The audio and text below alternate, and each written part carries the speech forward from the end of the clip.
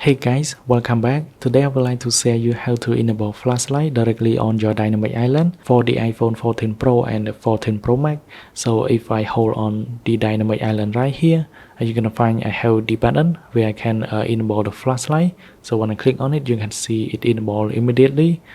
So it works very quickly and easy. It does also work on my lock screen. So if I pull down the notification center here, I should be able to do it. So by simply click on that button and it will enable the flashlight.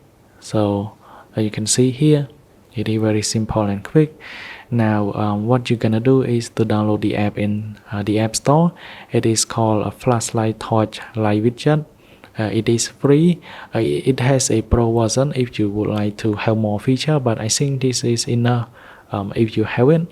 So after you download, just go ahead and open it, and here is the app itself. And after you open, you're gonna go into this option, so just click on this option here and then click on the widget, so select this one, and then you're gonna click on start. So once you click on start, when you swipe down here, it's gonna bring the dynamic island where you can enable and disable it. So it is very quick and simple.